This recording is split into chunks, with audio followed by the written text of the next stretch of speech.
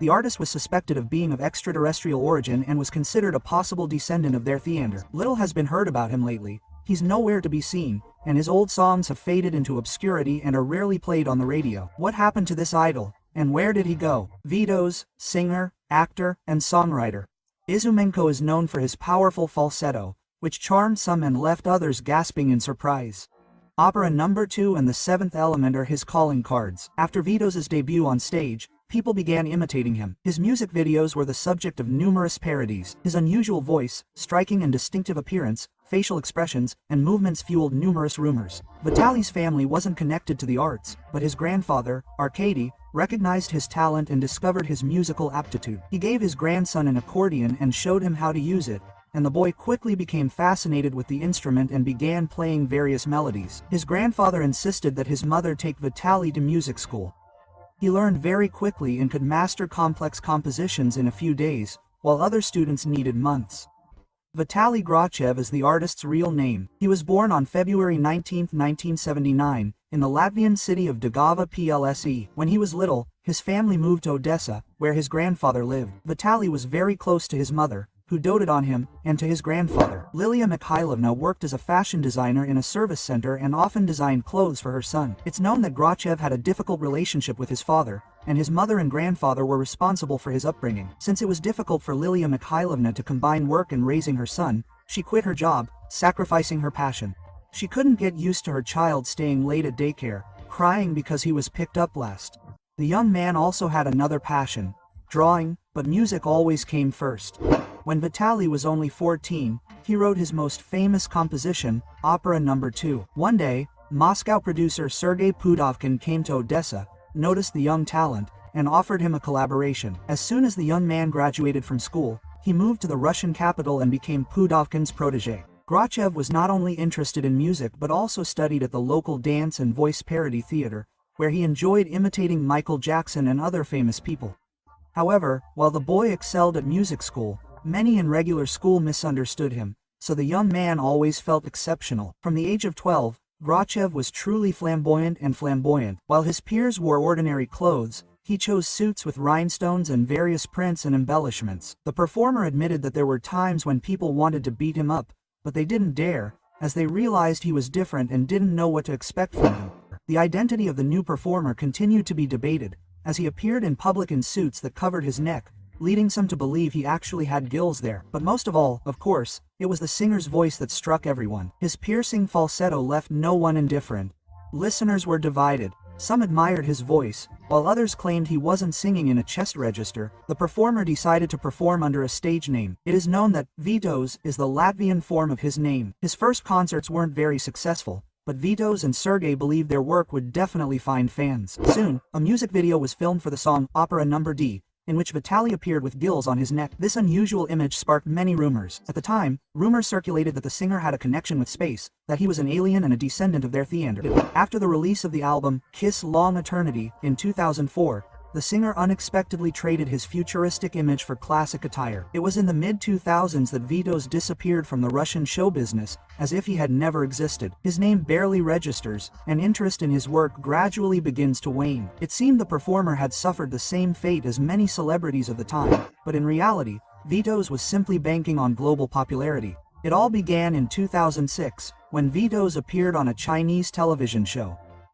By 2006, Vitas' fan club in China had grown to over 1 million members. At that point, he realized he would never regain his fame in Russia. Some even saw echoes of an ancient deity in him. At one point, the cult of personality reached its peak, and a huge sculpture was even erected in Vitas' honor. It depicts him in his unusual attire, holding an accordion. The episode was watched by millions of viewers, and the Russian musician's fame exploded.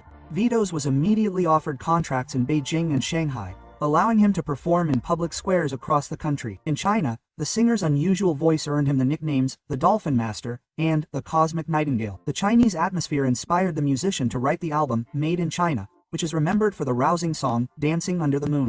The performer's personal life has always been kept secret from the public. While still in Odessa, he met Svetlana Grankovskaya, who would become his wife. Their first meeting took place at the musical comedy theater. Svetlana came to see her sister perform, and Vitas spotted her backstage. The talented performer was eagerly cast in a film audition, In 2009, he starred in the big-budget blockbuster Mulan, based on the ancient Chinese epic.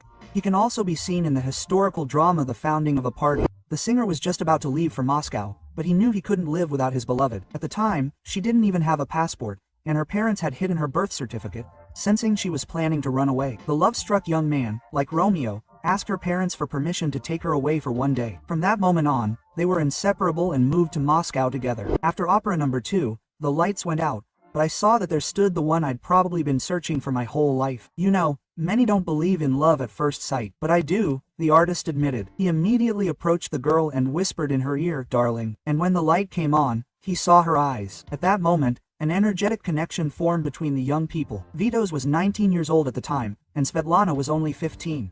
In 2015, their son, Maxim, was born, and in May 2021, their third child, Elisa, was born. In 2006, the couple moved to a more serious relationship and went to the Legislative Assembly to register their marriage. The couple lives happily and, according to the singer, rarely argues. In 2008, they had a daughter, Alla, whom her celebrity father adores. The children are very similar to their father, but Alochka inherited his singing talent and voice. Vitas is now making every effort to support his daughter, develop her talent, and train her to become a singer. The girl began performing on various vocal shows, including a performance on a talent show in the land of the rising sun. While Alochka is undoubtedly the pride of her father, her son also has a talent for singing. He didn't inherit Vitas's voice, but he sings well and will be successful in this creative field. His famous father, who teaches him vocal lessons, helps him in this endeavor. Teaching him is crucial.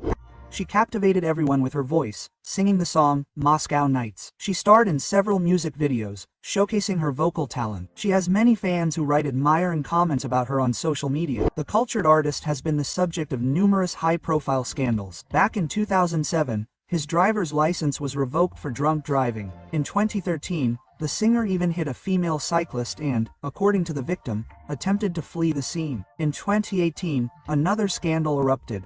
Neighbors of Vitas, who lives in a mansion on Rublyovka, called the police after the artist fired a pistol in his yard. Vitas refused to let the officers into his home, so they had to break down the door and take him to the police station. He was arrested for 7 days for petty hooliganism. However, according to a recent interview, the musician is currently in Russia with his family. This may be due to the pandemic and restrictions on concerts.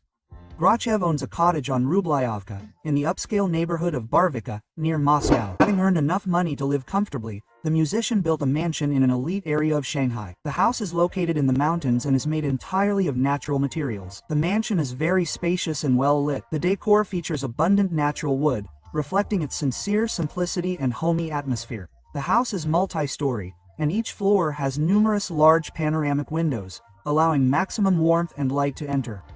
The color scheme is calm.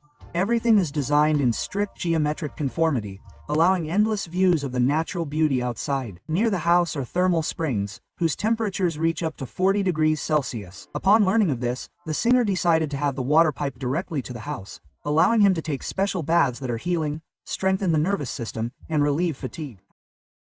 Despite his scandalous reputation, Vitas continues to sell out arenas and surprise audiences with new, unconventional hits. He tours not only in Russia and China but also in other European and Latin American countries.